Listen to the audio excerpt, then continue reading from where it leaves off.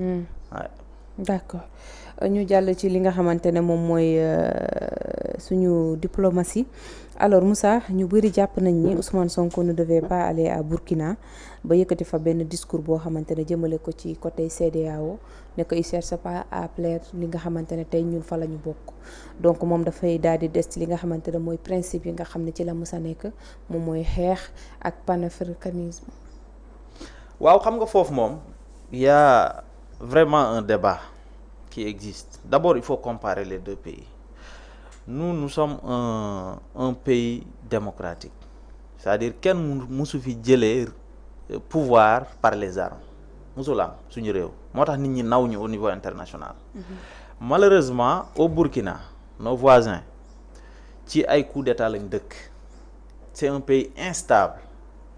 Sur le plan du développement, c'est-à-dire ñun lu mu bon ñun ñoo tane Burkina ñoo leen tane boo boolee tey dans l'UEMOA les 8 pays de l'UEMOA boo boolee Burkina nga toftal ci Mali nga jël Niger boole ko ci les 3 pays là dama ne la c'est 10% du développement économique de la sous-région de l'UEMOA maanaam 10% seulement boo boolee ñett yooyu yëpp 10% la cela veut dire que ñoom demaguñu fenn amul lenn luñ ñu mën a jox en matière de développement te dafa am yeneen confusion yoo xam ne day juddu ci dem foofu naan da ngay visiter ji état yooyu parce que au niveau mondial kenn nawul ñi nga xamante ne ay putsch lañu wala putschiste lañu putsch kenn naw ko Nations Unies bugguñu putsch au niveau international c'est-à-dire les organisations les plus en vue au niveau international ñi nga xamante ne ñoom nga soxla pour le développement de ton pays c'est-à-dire dañoo dàq putsch dañoo dàq coup d'état maanaam dañoo dàq réew yoo xam ne nekkuñu ci développement aujourd'hui les libertés individuelles amul foofu. Ah ouais. Il y a des pays yoo xam ne comme Mali on a dissous tous les partis politiques démocratie amul foofu yow ngay dem di affiché wu ak ñooñu c'est-à-dire ban urgence moo fi am ba tax suñu république dem di affiché wu ak des putschistes au Burkina encore une fois Burkina mooy réew boo xamante ne boo fa waxee lenn lu arrangé wul ñi nekk au pouvoir yóbbu nañ la kaso sans délai dañ la ñëw récupérer yóbbu la kaso wala ñu ñëw récupérer la yóbbu la nga combattre ji le président a ce droit là yóbbu la nga combattre ji nga bokk ci maanaam militaire yi nga dem xeex yi. maanaam tey ñun lu ñuy def nii amu fa. oui wax sa xalaat on l'a fait avec Ablacé Ouedraogo il fut même candidat à la présidentielle au Burkina il fut ministre des affaires étrangères au Burkina dafa wax loo xam ne arrangé wul ñu fa nekk dafa critiquer maanaam le lendemain gars yi récupéré ko yóbbu ko armée un vieux de 70 ans. gis nañ fa un avocat boo xamante ne dafa critiquer ñu xëy enlever ko xamuñu fu mu ne ba jamono ji da nga jógee Sénégal un pays stable comme le Sénégal respecté dans le monde am ay perspectives yoo xamante ne mën a am ñi nekk ci biti mën la jàppale grâce à ta position géographique grâce à ta stabilité grâce à la paix ba nga xamante ne am na Sénégal ñu war la mën a jàppale ngay dem di affiché wu ak ay putschistes loolu mooy daaneel nga sunu réew wàccee nga sunu réew notre diplomatie est à terre. mais bu ëllëgee est-ce que ñi nga xamante ne tey ñoo ngi au niveau international dinañ la invité ci yenn sommet yi duñ la invité. parce que tu es en train de t'afficher avec des putschistes dont leur philosophie est contraire à celle des gens les plus développés au niveau mondial. C'est pas possible boo jëlee tey ñoom li ñu doon xeex 3e mandat nee nañ te 3e mandat boo xamante ne kenn musul wax ne président Macky Sall day def 3e mandat ñu commencé koo xeex loo xam ne existé wul ba pare nga jël réew dem Rwanda di jàppale ji koo xamante ne 5e mandat la toll c'est-à-dire y a contradiction c'est pas logique leneen li ma bëggoon a yokk ci par rapport ak visite premier ministre fële ca Burkina aujourd'hui c'est un pays divisé en deux. C'est un casse-tête un pays boo xamante ce n'est plus un pays au fait le pays est divisé en deux aujourd'hui y a les djihadistes nangu nañu xaaju réew ma comme Mali ni mu mel comme le Sahel ni mu mel ces djihadistes là ils sont à 35 kilomètres de Bakel c'est-à-dire lan moo la war a mën a jaral ngay exposer sa réew à ce point parce que Thomas Sankara c'est un révolutionnaire et cetera damay dem affiché wu ñu gis ma foofu mais c'est des enfantillages loolu développé wul suñu réew loolu indi lu ñu dara absolument rien du tout c'est-à-dire aujourd'hui on a autre chose à faire que d'aller s'afficher avec ces pays-là ñoo xamante ne mënuñ ñoo indil lu bari. kàddu mu fa yëkkati ba pare da ngay yàq sa image ci écorne l'image de ton pays sans le connaître. mais tey mu warul bett nit yi Ousmane Sonko dem foofu la parce que Ousmane Sonko live yi mu daan def il y avait photo Thomas Sankara ci ginnaaw donc bu ñu demee di inaugurer xawma di rendre hommage Thomas Sankara donc il fallait s'attendre que Ousmane Sonko dafay dem foofu. oui Ousmane Sonko tout qu'est-ce c'est-à-dire lu ñu mënti di wax quoi que l'on puisse dire Ousmane Sonko est du côté de ces gens-là de ces putschistes là parce que bi mu toogee ak léegi c'est-à-dire ñoom waa Mali c'est-à-dire les putschistes du Mali les putschistes du Burkina et ceux du Niger c'est-à-dire à chaque fois gis nañ ne Ousmane Sonko il se plaise dans ça quoi il se plaît dans le fait d'aller s'afficher avec ces gens-là il y a quelqu'un qui disait même que am na benn xaritu malien bu ne comprendre tout le Sénégal ñoom ni ñu nawee Sénégal c'est-à-dire ñoom sénégalais yi ñoo nekk seen star ñun suñu premier ministre ñooñu les putschistes la di nekk star am moom y a contradiction il faut que nit ñi xam ne Zeyna aujourd'hui l'état du caaxaan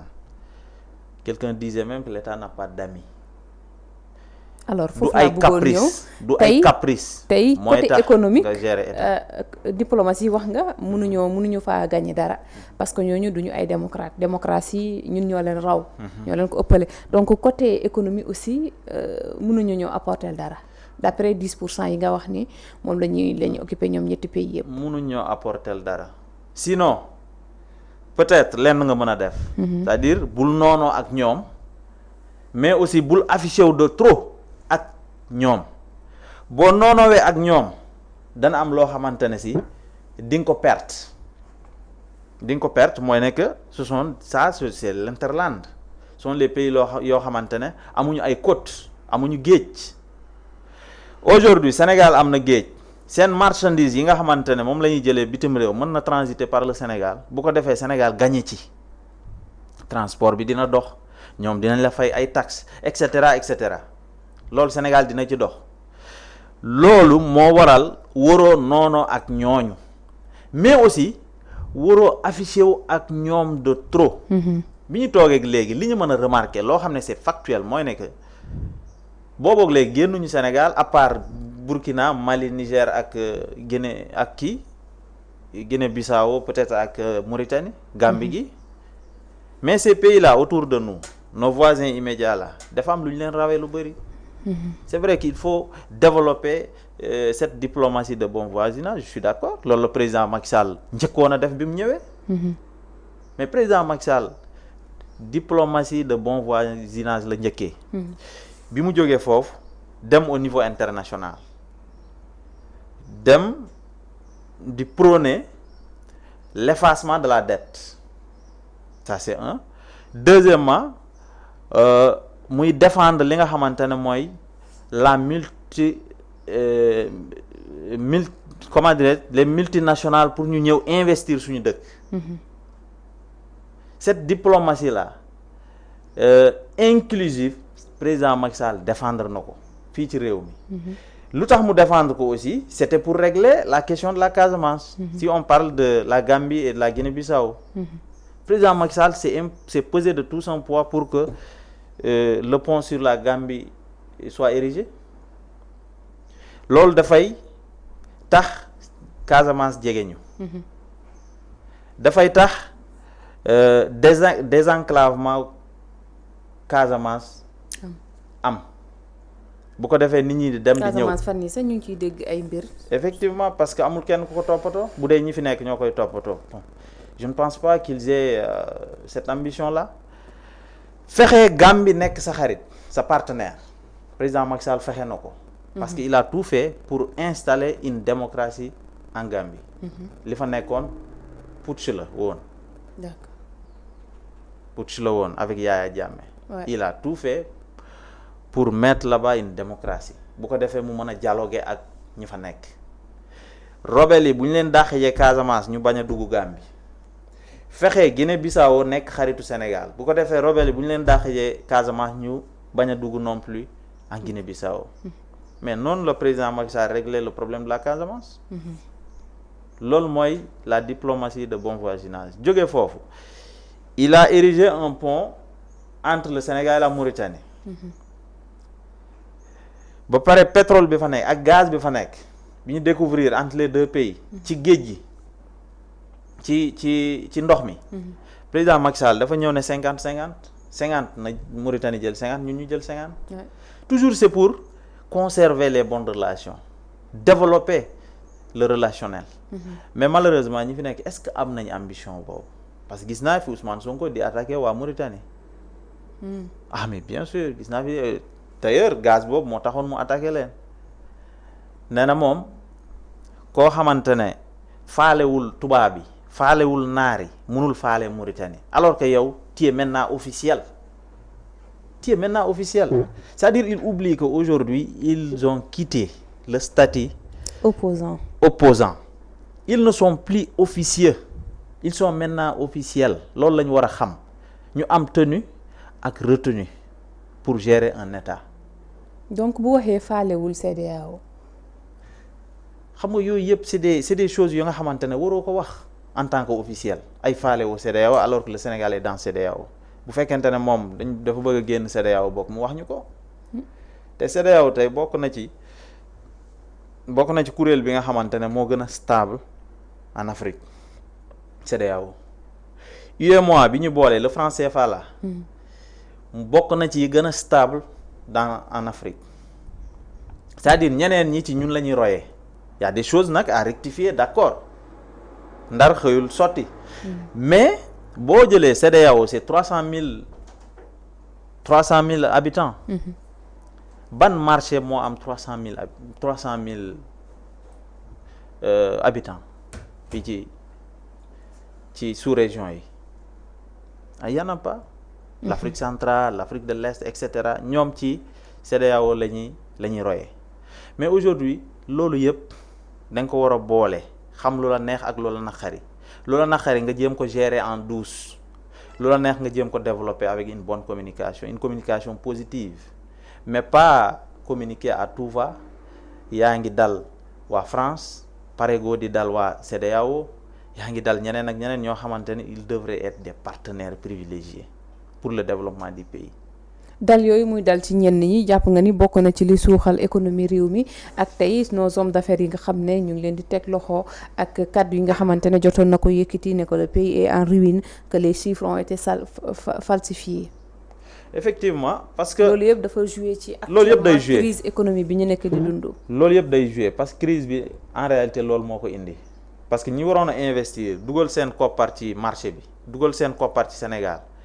ñoom ñëpp il est évident que dañuy téye seen xaalis xaar ba gis situation bi lu muy joxe d'abord wala boo amee fukki dërëm à investir nga dugal dërëm téye li des nga dugal dërëm téye li ci des en attendant ba nga xam fii wànnent di mujjee ki gëtam mais booboog léegi la situation est toujours crispée le Sénégal aujourd'hui